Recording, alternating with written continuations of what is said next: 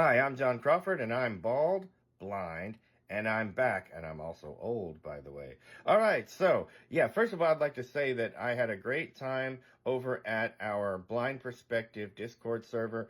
When my nerdy self can figure out how to put the link in my bio, I will. But the Discord server is called Blind Perspective, and it's got the graphic for that. If you're looking for it on Discord, is actually a picture of a person going in one direction with a white cane and traveling with a guide dog going in another direction. I'm just describing the graphic. And then in print letters going below, it says Blind Perspective, and it's written the same way in Braille up on the top. And the Blind Perspective Discord group is run by Michelle. She's one of our people who does blind and visually impaired awareness videos. She's really awesome. Michelle has put this together herself, and she's looking for content, and she's looking for new members.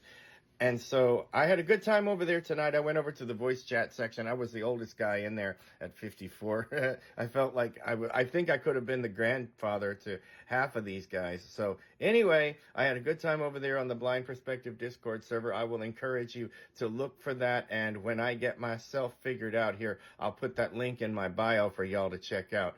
Anyway, so my last video about the Tennessee School for the Blind seemed to be very popular, and it was suggested to me that I continue and kind of make this a short series. So I'm not going to do 10 videos on it, but I am going to talk a little bit about some of the things that went on at the Tennessee School for the Blind, how we had recreation and what kind of classes were offered and stuff like that. So in the last video, I talked about what it was like when I got there, and I talked about some of the pitfalls that I came across, one of which was being homesick and not getting to go home in the afternoons. I had to get used to that environment, and while it wasn't like a horrible thing, it was very much a shock to my system as a kid. But I went over that in my last video. I'm going to talk a little bit about some of the classes, activities, and some of the opportunities that I had when I was at TSB. Bear in mind that this was the TSB of the mid 1980s. The methods and philosophies and everything that TSB has embraced over the years has changed. Things change with time. TSB is a very different place than it was when I was growing up, but I think that this information could be very interesting historically speaking. Anyway, so what did we do at TSB, at the Tennessee School for the Blind? Well, there was an array of classes that we were offered. I mean, it was a fully functioning K through 12 school. The kids in the primary and middle schools had all of the same kinds of classes that you would have in a normal public school. And then when you got into high school, they had a full high school curriculum. So it was very typical. I mean, you had your English, you had your math, you had your social studies, you had U.S. history, you had world history, you had Spanish. I took Spanish for 2 years when I was there. We had typing, we had computer classes. Orientation and mobility was a very important class that I took, and I've spoken at length about O&M. That's a very important set of courses that I took for nearly 4 years when I was at the school, starting with the ability to cross basic streets and learning how to navigate in stores and travel downtown, and even use the Metro Transit Authority, the MTA bus system in Nashville and stuff like that. So that was a very extensive course. The home economics program was impressive when I was going there. We had a fully furnished house on campus complete with bedrooms and a dining room and a full kitchen, and I mean a full kitchen. And there was also a senior program. If you had the right grades and your parents gave you permission and everything and you qualified for it, you could live in the senior cottage, and it required no adult supervision after school hours, but there was a lot of responsibility with that. I was part of that program. I got a lot of training, and I learned a lot of great skills from that. So that home ec program out there, I thought, was actually really good. And the phys ed program had a lot of offerings that I didn't see when I was in public school.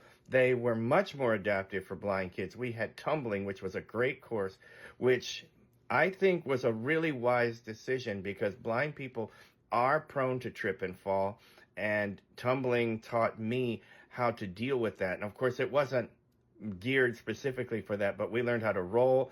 I got up to handsprings and stuff like that. It was really cool.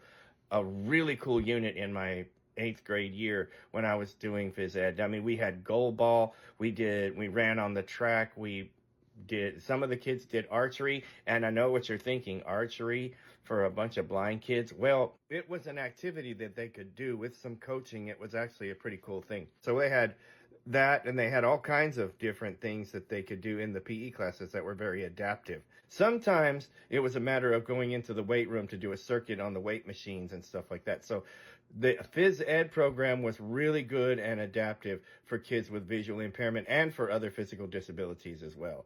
And so those were some of the class offerings that we had. And I mentioned the McGavick transfer program where you were allowed to take courses at McGavick High School in Nashville. So some kids went over there and took, like I went and took sociology. So those are some of the class offerings that we had at TSB. So let's talk a little bit about some of the recreation and stuff that they did.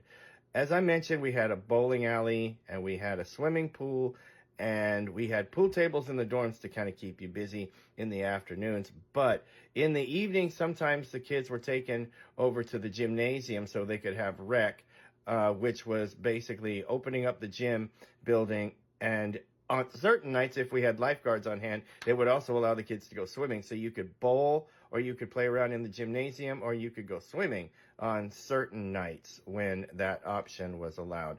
They had times when they took kids to concerts. I know that they did that. They also took the kids to the Tennessee State Fair from time to time. Sometimes I remember the house parent bringing a VCR to the dorm and renting movies so we could watch movies in the evening and stuff like that. We had Dungeons and Dragons out there. We had a Dungeons and Dragons group, and we had a karate class out there as well. So those were some of the class offerings and some of the recreational opportunities that we had at the Tennessee School for the Blind. There were a couple of kids I know of that took off-campus jobs in the afternoons and evenings, and they actually had the mobility clearance so they could actually walk to work. So we had a lot of opportunities to do a lot of really interesting things when we were at TSB. So that's a little bit about the class offerings and the recreation offerings that we had at TSB in the mid-1980s. Things are quite a bit different now. I really don't know what goes on. I do know this, that other people that have gone to TSB after my wife and I left have said that even just a year or so after we left, the school changed very radically. So it was a very different place shortly after we left. Anyway, that's a little bit about it, guys. That's kind of part two. If you have a question about blindness or visual impairment, don't be afraid to ask those questions. The only way you're going to know is if you ask. All right, you guys have a good night, and we'll talk to you later. Bye.